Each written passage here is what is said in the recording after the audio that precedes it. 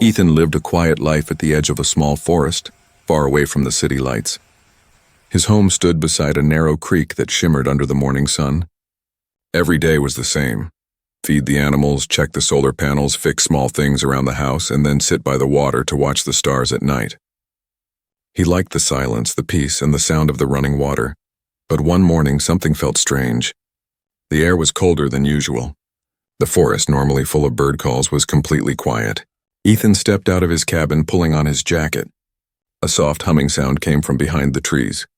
It wasn't a machine sound. It was soft, like a tune being sung under someone's breath, mixed with the sound of the flowing creek. Curious, Ethan followed the sound through the mist. As he got closer, he noticed a faint blue glow reflecting on the wet stones near the creek. His heartbeat quickened. He hid behind a thick tree and peeked out. What he saw made him forget to breathe. A woman was standing in the middle of the creek, her back turned toward him. Her long hair, silver like moonlight, floated on the surface of the water. The morning mist wrapped around her like a thin blanket. Her skin shimmered faintly, glowing blue and gold when the light touched it. The water around her seemed alive, swirling and moving as if it obeyed her. Ethan blinked. At first he thought she was human, but then he noticed the small lines glowing along her shoulders, patterns that looked like moving stars. His heart pounded. He had seen aliens before, but never like this. Never this beautiful. He tried to step back quietly, but a twig snapped under his boot. The sound was small, but in the silent forest it was loud enough. The woman froze. Slowly she turned her head. Ethan felt his chest tighten. Her face was not just beautiful, it was haunting. Her eyes were deep violet, glowing faintly like distant galaxies. Her features were delicate, almost human, but her expression carried something ancient, something he couldn't name. For a few seconds they only looked at each other. He didn't know if he should run, speak, or stay still. The air around them felt thick, charged with strange energy. The water rippled without wind. Then her lips moved. She whispered something, a single word. Ethan didn't understand it, but it sounded almost like his name. Before he could respond, her body flickered with light. The air shimmered and she was gone. The creek was empty. The only thing left was the faint glow fading from the water. Ethan stood frozen, staring at the spot where she had been. His breath came fast. He looked around, half expecting her to appear again, but the forest was quiet. Only the wind moved through the trees. He knelt by the water and touched it. It felt warm, not cold. The stones under the surface pulsed softly with light, then faded to normal. He pulled back his hand, staring at his fingers. Tiny sparkles glowed for a second before disappearing. He returned to his cabin, his mind full of questions. Who was she? Why was she here? And how did she vanish like that? The memory of her face refused to fade. Every time he closed his eyes, he saw her looking back at him. That night, Ethan couldn't sleep. The sound of the creek outside his window felt louder than usual. The same humming tune from the morning seemed to echo in his ears. He went outside, drawn again toward the water. The forest was covered in mist. He stood near the creek, watching the soft glow beneath the surface. Suddenly, a flash of blue light cut through the darkness. It came from the sky, silent but bright, and it reflected in the creek like lightning frozen in time. For a moment, the same faint shape of the woman appeared in the water's reflection, her eyes glowing softly, her lips moving as if speaking his name again. Then the light vanished. The forest fell silent. Ethan stepped back, shaken, his pulse racing. Something deep inside him told him this was only the beginning. He didn't know it yet. But that one moment, seeing her face in the creek, would change everything he believed about the universe, about aliens, and about himself. The next morning, Ethan woke up early. He hadn't slept much. Every time he closed his eyes, he saw that glowing face in the creek. Her violet eyes, her whisper that sounded almost like his name. It all replayed in his mind again and again. The memory felt too real to be a dream. He stepped outside into the cool morning air. The forest smelled of wet earth and pine. The creek shimmered softly under the sunlight, calm and quiet as if nothing strange had happened the night before. But Ethan knew something was different. He walked closer to the water, scanning the muddy edge. That's when he saw them, footprints. They were small, delicate, and shaped like a human's, but with longer toes and faint glowing marks around the edges. The light pulsed softly like a heartbeat. He knelt down, touching one of the prints. It was warm, The moment his fingers brushed the edge, a tiny spark ran up his arm. He gasped and pulled back, his skin tingling. Whatever made those footprints wasn't gone. She had been real. Ethan followed the glowing tracks along the creek. They led deeper into the woods, weaving between ferns and rocks. He kept his steps light, afraid of scaring her if she was still nearby. The air grew colder as he walked, and he noticed something else. Symbols carved into tree trunks. They weren't letters, but smooth, curved lines that shimmered faintly like silver veins. Each mark seemed to hum when he passed by. The sound was soft, but he could feel it in his chest. It was like the forest itself was alive, whispering secrets he couldn't understand. After walking for nearly an hour, he reached a clearing. In the center, a small pool of water glowed faintly blue, the same kind of light he'd seen last night. Ethan crouched beside it. Inside the water, he saw his reflection, but for a brief second, another face flickered over his own. Her face. Ethan stumbled back, breathing hard.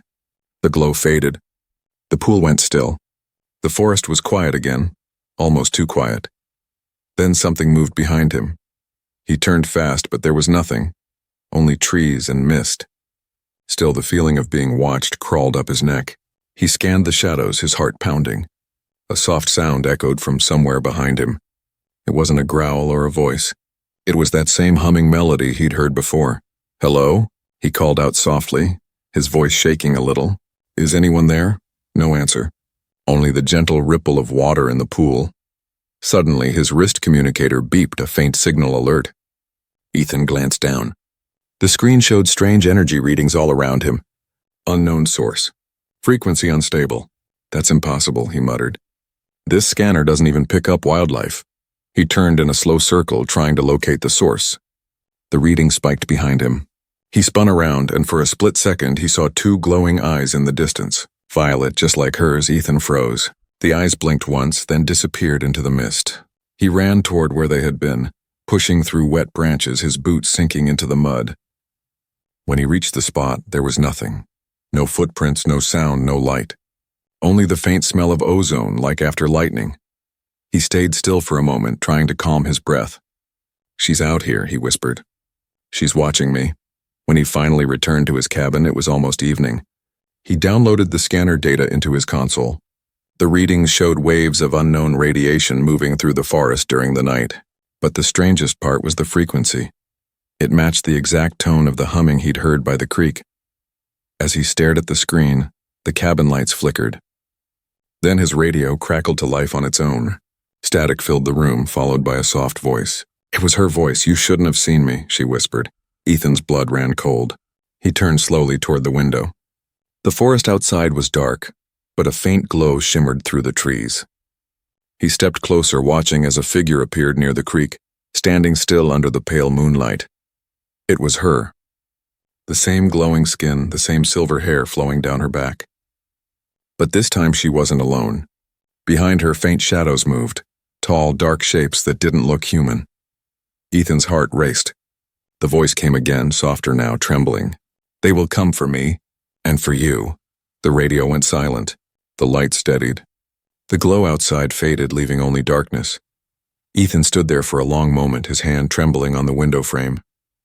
He didn't know who they were, but he knew one thing for sure. This was no longer just a strange sighting by the creek. Something far bigger had begun. The sky turned dark before sunset. Thick clouds rolled over the forest, heavy with rain. The wind howled through the trees, and Ethan could feel the storm pressing against his cabin walls. He sat by the window, watching the creek through the blur of falling water. The same place where he'd seen her. The words from the radio still echoed in his mind. "You shouldn't have seen me. They will come for me. And for you."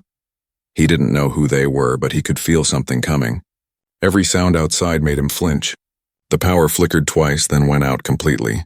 His cabin sank into darkness. The rain grew louder. Thunder rolled across the valley. Ethan lit a small lantern and sat near the door, holding his old pulse pistol. He wasn't a soldier, just a mechanic who'd moved here for peace and quiet. But now, peace felt far away. A sudden knock hit the door, 3 quick taps. Then silence. Ethan froze. The hair on his arm stood up. No one ever came here, no neighbors, no delivery drones, nothing. He raised the lantern and walked slowly to the door. "Who's there?" He called out, no answer. Only rain. Then another knock, softer this time, weak. He took a deep breath and opened the door just a little. Rain poured in, and through the sheets of water, he saw a shadowed figure standing there, trembling. The lantern light revealed silver hair clinging to a pale face. It was her, Lyra, he whispered, though he wasn't sure how he knew her name. She looked up at him, eyes glowing faintly violet even in the storm. Her clothes were torn, her skin marked with glowing blue lines that flickered like broken circuits. She took a shaky step forward and whispered, "Please, help me." Then she collapsed. Ethan caught her before she hit the ground. Her body felt cold, like metal and skin mixed together. He brought her inside and laid her near the fire. She shivered violently, her breathing shallow. He covered her with a blanket and tried to dry her face with a towel. She opened her eyes slightly and whispered, "They found me. They always find me." "Who?" Ethan asked softly, kneeling beside her. "Who's after you?" Her hand reached out, trembling, and grabbed his wrist. "Hunters," she said. "They come from the skies. They don't leave survivors." Ethan felt a chill run through him. He looked at her closely now. Her face was peaceful but sad, her features almost human yet strange. Her ears were pointed slightly back, and her veins glowed faint blue beneath her skin. "You're hurt," he said. "I can help." He took his med kit and began cleaning the small burns on her arm. The skin healed faster than he expected, glowing briefly before sealing. She watched him in silence, her eyes full of confusion. "You're human," she said softly. "Why are you helping me?" Ethan smiled weakly. "Because you needed help. That's enough reason." For a moment she just stared at him, as if no one had ever said that to her before. The storm raged outside, lightning flashing through the window. She flinched at every thunderclap. "I escaped," she said, "from a lab. They were testing us, mixing human and alien DNA to make something stronger. But they failed. They called us mistakes." Her voice broke. "They wanted to erase us." Ethan felt anger rise in his chest. "They experimented on you?" She nodded slowly. "My kind was made to survive both worlds. But they feared us. We are the bridge between human and alien, and they hate bridges." Before Ethan could respond, a deep humming sound filled the air. It wasn't thunder, it was mechanical. He ran to the window. Through the rain, he saw lights moving across the sky, search drones scanning the forest with red beams. Lyra sat up weakly. "They found me," she said, her voice trembling. "If they catch me, they'll destroy everything here." Ethan looked around quickly, thinking fast. "The basement," he said. "You can hide there." She shook her head. "No, they can sense energy. They'll feel my presence. Then we'll cut the power," Ethan said, rushing to the generator switch. The lights went out, leaving only the storm's glow through the windows. He turned back and found Lyra already standing, her wounds glowing softly. She looked stronger, her eyes brighter. A drone beam swept past the cabin, lighting the walls in red for a second. Lyra closed her eyes and whispered something in her language. The glass window shook and the beam blinked out. The drone above sputtered, then crashed into the forest with a sharp explosion. Ethan stared in shock. "What did you just do?" Lyra looked at him sadly. "Something I was never meant to learn." Rain poured harder. The hum of more drones filled the air. She turned toward him. "They will come in numbers now. You must choose, human. If you help me again, you'll never be safe." Ethan met her eyes and said, without hesitation, "Then I'll never be safe." For the first time, she smiled faintly, soft, grateful, almost human. Outside, the storm raged louder. Inside, the glow of her eyes reflected in the lantern light. For a brief moment, Ethan realized he wasn't just protecting her. He was standing at the edge of something bigger, a secret that could change everything about both their worlds. And somewhere, beyond the thunder, another ship was descending through the clouds. Morning came with silence, but it was not peaceful silence, it was the kind that warned of danger. The rain had stopped and the air felt heavy and strange. Ethan woke to the faint hum of engines in the sky. He rushed to the window and saw dark shadows moving above the forest, sleek alien ships scanning the area with red beams of light. Lyra stood beside the fire, her eyes glowing faintly violet again. Her wounds were healed, her skin smooth and shining softly. She looked calm, but her voice was tense. "They're here. The hunters." Ethan grabbed his jacket. "We can't stay here," Lyra nodded. They won't stop. Once they find a trail, they follow it until there's nothing left. They stepped out of the cabin. The ground was still wet and fog curled through the trees. Behind them, a distant explosion shook the air. Ethan didn't look back. He just followed Lyra deeper into the woods. As they ran, she moved fast and silent, almost gliding over the ground. Ethan struggled to keep up, his boots sinking in mud. "Where are we going?" he asked, panting. "There's an old site," Lyra said without looking back. "A place your people once used. It's hidden. Maybe still safe," Ethan frowned. "My people?" She glanced at him. "Humans. You don't know how far your kind has gone, do you?" Before he could answer, a beam of red light swept past them, burning a tree trunk in half. Ethan ducked. "They found us!" Lyra turned, raising her hand. The air shimmered and the beam bent away, hitting the ground beside them instead. The soil exploded in sparks and smoke. She grabbed Ethan's arm. "Run!" They sprinted through the forest as drones followed, their metallic wings slicing through the mist. Ethan fired his old pistol, but the shots barely scratched the machines. Lyra's eyes flared brighter, and she shouted something in her alien language. The ground trembled. Roots burst from the soil, wrapping around the drones and crushing them with a cracking sound. Ethan stumbled to a stop, staring. "You did that?" She didn't answer, just kept running. "It's not magic," she said. "It's what's inside me, the mix of human and alien energy. It's unstable." After a long run, they reached a narrow ravine. Water streamed down from mossy rocks. Lyra knelt and touched the ground. The symbols appeared again, those strange glowing lines carved into stone, just like the ones Ethan had seen earlier. "This place," she said softly, "was one of the first stations where humans and aliens worked together. Before everything went wrong." Ethan's eyes widened. "You mean this planet?" She nodded. "Long ago, your people came here to build something called the Eden Project. They wanted to make a bridge between worlds. But then the war came. The project was buried, and so were we." Ethan looked around the ruins, rusted metal, shattered glass, and a faint hum under the ground. "So that's what you are," he whispered. "Part of that project." Lyra turned to him, her eyes sad. "I was born in a tank, Ethan, a test subject. They wanted to create beings who could live anywhere. But they made us too human. We could feel. We could dream. And that scared them." Before Ethan could speak, a loud roar cut through the air. A larger ship descended through the fog, landing near the creek. Its lights turned the forest red. "They found us again," Lyra said. Ethan looked at her. "We can't keep running. They'll track us forever." Lyra hesitated, then placed her hand on his chest. "Then we fight." He nodded. The ship opened and alien soldiers stepped out, tall, armored, faceless. Their weapons glowed. Lyra's skin lit up in return, blue light spreading across her arms and neck. She raised her hands and the trees around them came alive. Branches twisted and struck like whips. Ethan fired at the nearest soldier. The shot hit its armor, sparking. Lyra moved beside him, her glow growing brighter. She spread her arms wide and a wave of energy pulsed outward, knocking several enemies off their feet. The ground shook like thunder. One soldier fired back, hitting a tree that exploded in flame. Ethan shielded Lyra, but the force knocked him down. When he opened his eyes, she was kneeling beside him, holding out her hand. "You can't die now," she said. "You're part of this story too." She pulled him up, and together they ran toward a dark tunnel that opened in the side of the ravine. The sound of battle faded as the tunnel swallowed them. Inside, it was cold and silent. The walls shimmered faintly with alien light. Lyra's breathing slowed, her glow dimming. "This is it," she whispered. "The heart of the Eden Project." Ethan looked around, stunned. "You think we're safe here?" Lyra gave a tired smile. "Safe? No, but this is where the truth begins." Behind them, the tunnel shook as the ship outside fired again. Dust fell from the ceiling.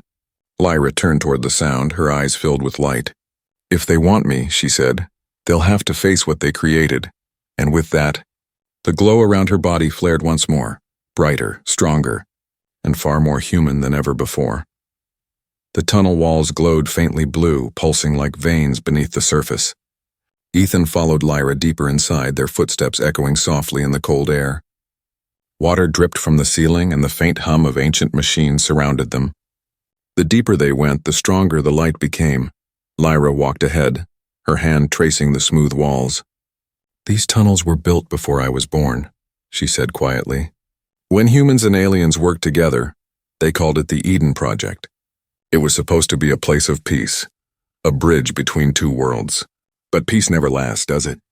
Ethan listened, his eyes scanning the strange markings glowing on the walls. They looked like both human letters and alien runes mixed together, forming a language that felt alive. What happened to it? He asked. Lyra's expression darkened. Fear happened. The human leaders grew afraid of what they were creating. The alien councils feared losing control, so they shut it all down. They destroyed the bridges they built and buried the proof. Ethan frowned.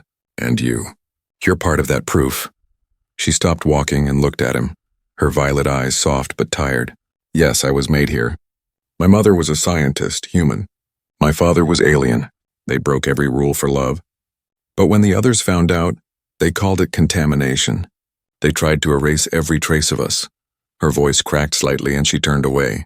Ethan's heart ached as he saw her trembling hands. They didn't erase you, he said. You're still here. Lyra gave a faint, sad smile. Only because my mother hid me. She sealed me in one of the cryo chambers down here. When I woke, centuries had passed. Everyone was gone. Ethan stopped in his tracks. Centuries? She nodded slowly. The war ended long ago, but the hate stayed. The hunters up there, they're not aliens or humans. They're machines built by both, programmed to destroy what reminds them of their mistakes. Ethan looked around the ancient tunnel again, now realizing its scale. So the creek behind my house. This whole forest, it's built on top of this old facility. Yes, Lyra said softly. Your home sits above the heart of Eden. They reached a vast underground chamber. Broken machinery filled the space. Rusted pipes, shattered screens, and massive pods covered in vines. At the center stood a cracked glass tank filled with pale blue liquid. Lyra approached it slowly. This is where I was born, she whispered. Ethan stepped closer. The markings on the tank shimmered faintly when he touched them. Suddenly, a faint hologram flickered to life above the console. It showed a woman in a white uniform, human, tired, her eyes kind but sad. Project Log 743, the woman's voice said. Subject Lyra shows rapid adaptation. Her DNA stabilizes when exposed to both human oxygen levels and alien atmosphere. She calls me mother. They will come for us soon. If anyone finds this, please protect her. She's not a weapon. She's hope. The hologram faded. The room fell silent. Lyra stood frozen, her lips trembling. Ethan could see tears in her glowing eyes. She's gone, Lyra said softly. But she believed I could be something more. Ethan placed a hand on her shoulder. She was right. You're not a mistake, Lyra.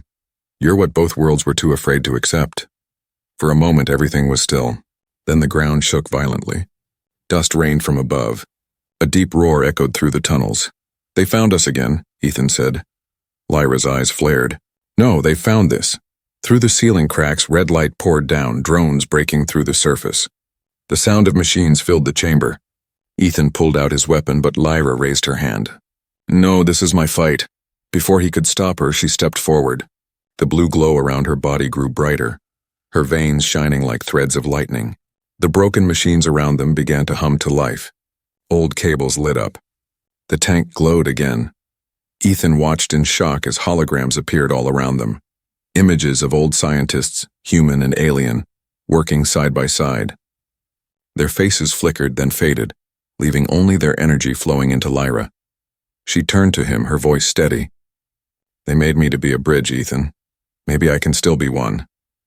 The chamber shook again as drones crashed through the roof. Lyra lifted both hands. A wave of blue energy burst from her body, flooding the room with light. The drones froze midair, their system short-circuiting. But Lyra screamed in pain. The power was too much. Ethan ran to her, catching her as she fell. Stop, you're hurting yourself. She looked up at him, tears glowing on her cheeks. It's okay. It's working. The system is waking up. The ground rumbled once more and the walls lit up completely, revealing the forgotten words carved in both human and alien script. Eden, for all who are one. Ethan stared at it, heart pounding. Lyra, what is this place really? She smiled faintly. Home, she whispered. The one both worlds forgot. Then with a flash of light, the old facility came alive, machines powering on, lights glowing, and the hum of life returning after centuries of silence. Ethan held her close. knowing that whatever truth they had uncovered, it had only just begun. The night sky burned red. From the forest clearing above the tunnels, dark ships descended, their engines rumbling like thunder. The earth trembled as metal claws dug into the ground, anchoring the vessels. Ethan and Lyra emerged from the tunnel entrance just as the rain began to fall again. The soft creek that once brought peace now shimmered with strange blue light. It was the same water where Ethan had first seen her, calm, beautiful, mysterious. Now it was the place where both of them might make their last stand. "They're here," Ethan said quietly, raising his weapon. Lyra nodded, her eyes glowing brighter than ever. "This place remembers me. The water here, it's alive. It carries energy from the Eden core below. I can use it." Ethan turned to her. "Can you control it?" She looked at him and smiled faintly. "I can try." A deep roar cut through the forest. The first wave of hunters, tall, black-armored machines with glowing red eyes, emerged from the shadows. They moved with precision, spreading in a perfect circle to trap them. One of them spoke, its voice cold and metallic. Subject Lyra detected. Human interference confirmed. Termination authorized. Ethan's grip tightened on his pistol. "You'll have to go through me first." The machines raised their weapons. Blinding red beams shot forward, slicing through trees and dirt. Ethan dove behind a rock, firing back. His shots sparked harmlessly off their armor. "We can't take them all," he shouted. Lyra stood in the open, unafraid. Her body began to glow brighter than before. The creek water rippled, responding to her energy. The soft blue current rose into the air, swirling around her like ribbons of light. The hunters fired again, but this time, the beams bent away, curving harmlessly into the water. Lyra's voice echoed, calm yet powerful. "You call me a mistake," she said, "but I was made for balance, not destruction." She raised her hands and the creek exploded upward in a spiral of glowing water. The liquid formed a barrier around her and Ethan, a living shield that shimmered like glass. Every shot the hunters fired melted into the current. Ethan watched in awe. "Lyra, what are you doing?" She closed her eyes, breathing heavily. "Using both sides of what I am." The ground shook as one of the larger ships fired an energy blast. The beam struck the creek, but instead of vaporizing it, the water absorbed the energy, then sent it back. The ship burst in flames, crashing into the forest with a deafening roar. The hunters hesitated for the first time. Lyra turned to Ethan. "They won't stop.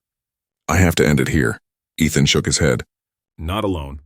"You won't survive that much energy," she smiled softly. "I'm not alone anymore." He stepped beside her.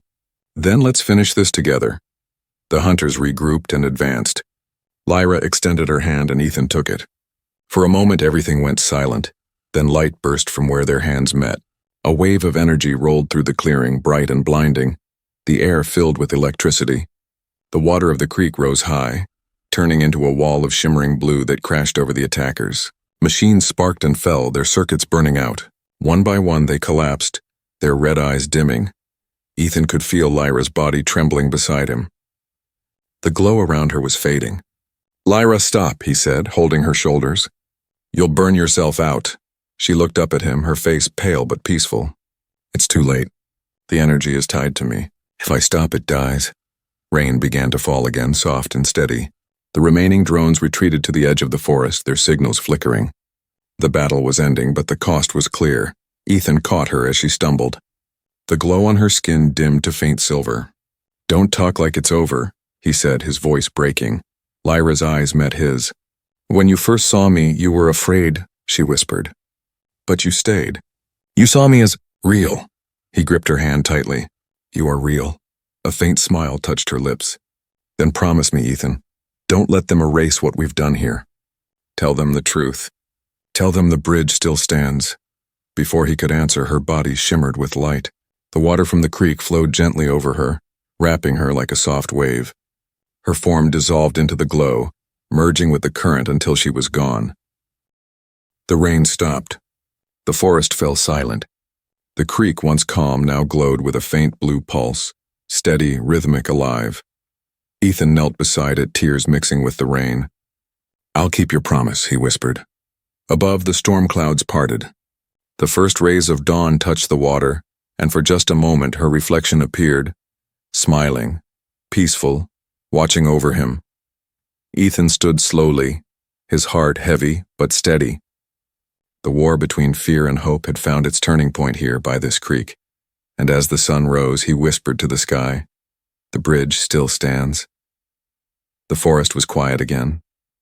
The smell of burned metal lingered in the air, mixed with the soft scent of rain. The ground was scarred, trees were broken, and smoke rose from the wreckage of the hunter ships.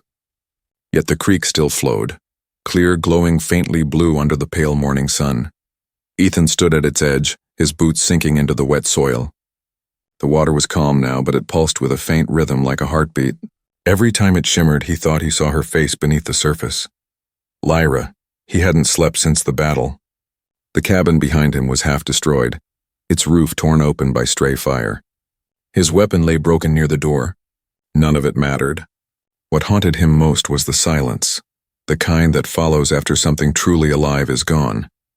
He knelt by the creek, his fingers tracing the water's surface. It was warm. "You said the bridge still stands," he whispered. "But how do I prove that to anyone?" For a moment the water rippled on its own. Then faintly a reflection formed, not his, but hers. Lyra's face appeared, soft and peaceful, her eyes glowing like distant stars. Ethan's breath caught. "Lyra," he whispered. Her reflection smiled faintly. Her voice came not from the air, but from the water itself, soft as a breeze. "You kept your promise," he leaned closer. "I thought you were gone." "I am," she said gently. "But not completely. The Eden core connected me to the energy of this world. I'm part of it now. Every drop of water that flows here carries my memory." Ethan swallowed hard, emotion tightening his chest. "You sacrificed yourself to save me, to save all of this." Lyra's image flickered, her voice like a fading echo. "No, Ethan, we saved it together." He closed his eyes for a moment. When he opened them, the reflection had shifted. The creek now showed faint images, memories of the past. Human scientists working beside aliens, sharing tools, laughing, learning. It was the Eden Project, alive again in light and water. Lyra's voice returned. "You must rebuild what they destroyed. Let them know the bridge between us never died, it only slept." Ethan stared at the visions, awe filling his heart. "How can I do that alone?" "You won't be alone," she said. "The world will listen when they see the truth. Show them what you saw. Tell them what we were. And when they doubt you, bring them here." Her image began to fade. "Wait," Ethan called out. "Lyra, don't go yet." The reflection smiled one last time. "I'm always here, Ethan. Every time you look at this water, every ripple, every drop, you'll see me." Then the water stilled, and her face disappeared. The creek went silent once more. Ethan sat there for a long time, letting her words sink in. The wind rustled the leaves and sunlight broke through the clouds, lighting up the forest in gold. He took a deep breath, feeling something new inside him. Not fear, not sadness, but purpose. He spent the next few days rebuilding what he could.